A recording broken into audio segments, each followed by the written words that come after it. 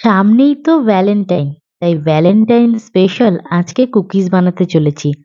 আজকের কুকিজটা একটু ভুলভাল হয়ে গেছে, তার কারণ তোমরা একটু পরেই জানতে পারবে।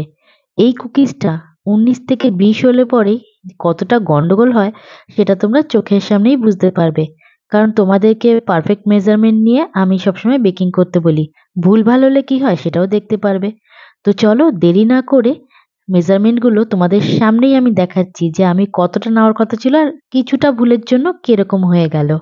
প্রথমেই আমাকে এখানে নিতে হবে চকলেট। তো তার জন্য আমি একটা প্লেট নিয়ে নিয়েছি আর সেটাকে আমি জিরোতে করে নিয়েছি। এখানে আমার দরকার ছিল 225 গ্রামের মতো চকলেট। 225 গ্রাম আমি ভালো করে আগে মেপে দেখলাম যে একটু বেশি রয়েছে, তাই গুঁড়ো গুঁড়ো করে নিয়েছি চকলেটটাকে। আমি আজকে হোয়াইট চকলেট দিয়ে বানাচ্ছি। 225 গ্রাম এখানে আমি হোয়াইট চকলেট নিয়ে ডবল বয়লার প্রসেসের মাধ্যমে আমি ভালো করে এটাকে মেল্ট করে নেব। মেজারমেন্টটা বেকিং এর ক্ষেত্রে কতটা দরকার সেটা তোমরা আজকে দেখতেই পারবে। আমি আজকে যেহেতু কুকিজ বানাচ্ছি তাই একটুখানি রিস্ক নিয়েই দেখলাম যে একটু বেশি যদি পরিমাণে হয় তাহলে কি ক্ষতিটা হয়।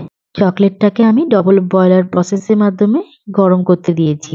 ওটা মেল্ট হোক, আমরা কিছু মেজারমেন্ট এখানে নিয়ে নিচ্ছি। প্রথমে নিচ্ছি এখানটা ময়দা। ময়দার পরিমাণটা নামার দরকার ছিল 40 গ্রাম, বাট আমি নিয়েছি 45 গ্রাম, 5 গ্রাম বেশি মনে রেখো। তারপর নিলাম কর্নফ্লাওয়ার, এটাও নেওয়ার দরকার ছিল কিন্তু 40 গ্রাম। আমি কিন্তু এখানটায় প্রায় 41 না 42 গ্রামের মতো নিয়েছি। এটাও সামান্য একটু বেশি। এই সামান্য সামান্য করে ভুলগুলো বেকিং এর জন্য অনেকটা মারাত্মক হয়ে যায়। আমার চকলেটটা এখানে মেল্ট হয়ে গেছে। আজকে যেহেতু আমি হোয়াইট চকলেট দিয়ে করছি, আমি এখানে বানাতে গেছিলাম যে রেড কালারটা এখানে অ্যাড করব। তবে তোমরা ভালো করেই জানো হোয়াইট চকলেটের মধ্যে তোমরা যতই রেড কালার দাও না কেন সেটা কিন্তু পারফেক্ট রেডটা আসে না সহজে। অনেকটা কালার এখানে অ্যাড করতে হয়, না হলে একটু পিঙ্ক কালারটাই মনে হয়। তো যাই হোক, যেহেতু ঘরের জন্য বানাচ্ছি আর কিছু এক্সপেরিমেন্টও করছি আর তোমাদের সাথে সেটাও শেয়ার করছি, তার জন্য যাই হোক সেটাকে মেনে নিতেই হবে। রেড কালার চেয়েছিলাম, রেড কালারটা অতটা হয়নি। রেড কালারটা করতে গিয়ে আমার ওখানটা পিঙ্ক কালারই হয়েছে। আমার এখানে কালারটা নাড়াচাড়া করার পর কম মনে হচ্ছিল বলে আমি এর মধ্যে আরেকটু কালার অ্যাড করে দিয়েছি পরে, সেটাও তোমরা দেখতে পারবে। কালার যতই অ্যাড করছি না কেন রেডটা ঠিক মতো আসছিল না। আমি তারপরে এখানটা একটু ডার্ক করার জন্য হালকা অরেঞ্জ ক্যান্ডি কালারটা ইউজ করেছি। চকলেটের জন্য সবসময় জেল কালার বা ক্যান্ডি কালারটা ইউজ করবে। আমরা তো এখানে চকলেট নিয়েছিলাম 225 গ্রাম। আমি সামান্য একটু চকলেট তুলে রেখেছি, যদি লাগে তবে গিয়ে অ্যাড করব। চলো তাহলে দেখে নেওয়া যাক। এবার হচ্ছে মিক্সিং করার সময়। ভালো করে শুকনো উপকরণ দুটোকে মিশিয়ে নিয়েছি। 3টে উপকরণ দিয়ে এই কুকিজটাকে রেডি করতে হবে।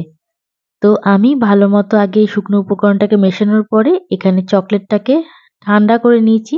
তবে পুরোপুরি ঠান্ডা না করলেও চলবে। হালকা ঠান্ডা করে নিয়েছি আর তারপরে চকলেটটাকে এর মধ্যে ঢেলে ভালো করে মেশানোর চেষ্টা করছি। মেশাতে গিয়ে বুঝতে পারলাম চকলেটের পরিমাণটা কম হয়েছে আর শুকনো উপকরণগুলো বেশি হয়েছে। আমি তো একটু বেশি নিয়েছি কারণ তোমাদেরকে এটাই দেখাবো যে মেজারমেন্ট যদি পারফেক্ট না হয় তাহলে কি ক্ষতিটা হতে পারে। রিস্ক না নিলে জানতেই পারবে না যে কোনটা ঠিক আর কোনটা ভুল। চলো এরপরে আরো কিছুটা চকলেট যে বাঁচিয়ে রেখেছিলাম সেই চকলেটটাকেও এর মধ্যে ঢেলে দিলাম। তো তারপরে ভালো মতো এটাকে নাড়াচাড়া করছি। এইবার হচ্ছে ভালো করে মেশানোর পালা। ভালো করে মেশানোর পরে দেখবো এটা কি গিয়ে দাঁড়ায়। তবে এখানে যদি পারফেক্ট মেজারমেন্ট নিয়ে যদি আমি ব্যাটারটাকে রেডি করতাম, মানে এই কুকিজের ব্যাটারটাকে রেডি করতাম, তাহলে কিন্তু এটা আরো একটু লিকুইডই হতো। বা এখানে যেহেতু আমি চকলেটের মধ্যে কালার অ্যাড করেছি তাই চকলেটটা কিন্তু একটু কিন্তু ঘন হয়ে গেছে। তাই এটা কিন্তু পুরোপুরি লিকুইড হয়নি। আর না তো পুরোপুরি শক্ত হয়েছে। একদম সফট একটা ডো টাইপের তৈরি হয়েছে। যেটা অনেকটা বলতে পারো বাবুল গাম টাইপের লাগছিল।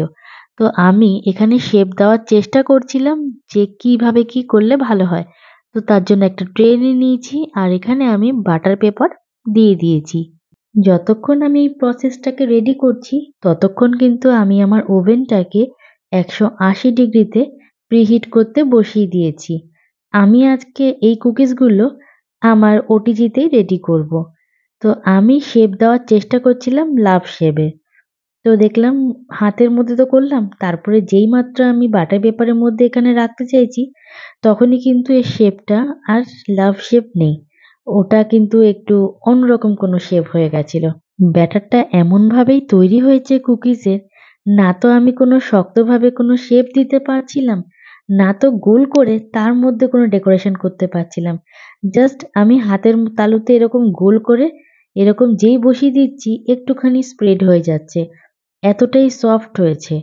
আর এতটাও না যে আমি এটাকে কোনো নোজেলের সাহায্যে কোনো ডেকোরেশন করব, সেটাও কিন্তু হয়নি। তো দেখে তো একটাই মনে হচ্ছিল যেন অ্যাকোরিয়ামের কোনো স্টোন আমি রেডি করছি। যাই হোক, খেতে যদি ভালো হয় তাহলে অবশ্যই বাড়িতে সেটা উঠে যাবে। তো আমি এরকম গোল গোল করে লাভ শেপ যেহেতু করতে চেয়েছিলাম, উপর থেকে এই কুকি কাটারের লাভ শেপটা দিয়ে একটু ডেকোরেশন করার চেষ্টা করছিলাম। তাই দেখবে লাস্টে গিয়ে একটু আমার কুকিগুলোর মধ্যে একটু লাভ শেপ দেখা যাচ্ছে। তো চলো এটাকে বেকিং করে নিয়ে আসছি, দেখি কি হয়। তো আমি এটাকে 10 মিনিটের মতো জাস্ট বেক করেছি। তো দেখো হালটা কি হয়েছে, না কোনো শেপ দিতে পেরেছি, না কোনো ডেকোরেশনটা করতে পেরেছি। ভুলটা কোথায় সেটা তো তোমাদের বললাম। মাত্র ৩ টে উপকরণ দিয়ে আমি এই কুকিজটাকে রেডি করেছি। শুধুমাত্র একটা ভুলের জন্য কুকিজটাকে কোনো শেপ আমি দিতে পারিনি। তবে এই কুকিজটা কিন্তু খুব ক্রাঞ্চি হয়েছিল। একটা ভেঙে আওয়াজটা শোনাচ্ছি।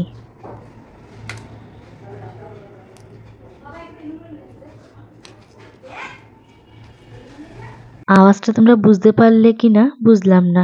তবে আমি যেই ভুলটা করেছি তোমরা কিন্তু বেকিং এর ক্ষেত্রে এইরকম ভাবে ভুল করো না। দেখা হবে আবারও। সবাই খুব ভালো থেকো, সাবধানে থেকো। আজ চলি।